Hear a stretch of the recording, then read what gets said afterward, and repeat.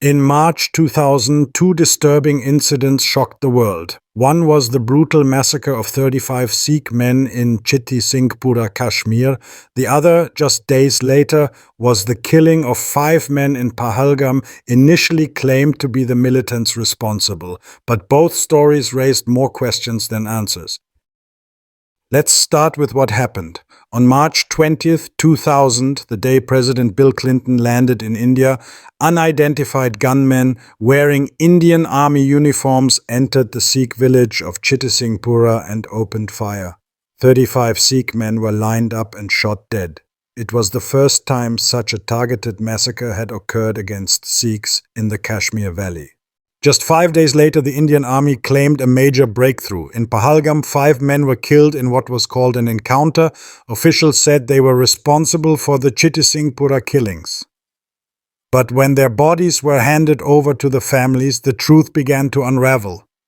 The 5 men turned out to be innocent civilians, local laborers who had nothing to do with terrorism. An investigation revealed they were picked up and executed in a staged encounter. The motive?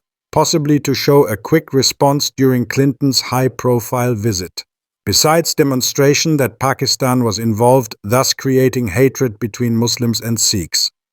Years later, the controversy grew even deeper when Clinton wrote in the introduction to Madeleine Albright's book The Mighty and the Almighty, quote, "During my visit to India in 2000, some Hindu militants decided to vent their outrage by murdering 38 Sikhs in cold blood. This went completely against India's official narrative, which blamed Pakistan-based terrorists."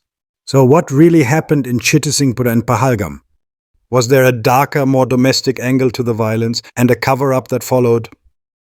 2 tragedies, 5 days apart, and 40 innocent lives lost. Justice remains elusive, and the truth is still buried under conflicting narratives, politics, and silence.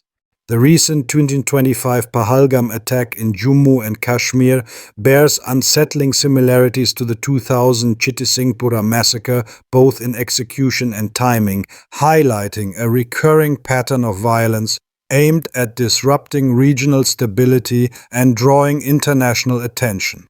In both cases, India promptly attributed the attacks to Pakistan-based groups, leading to heightened tensions without conclusive investigations. What do you believe really happened? Let us know in the comments. If you found this deep dive important, don't forget to like, subscribe, and hit the bell icon for more untold stories.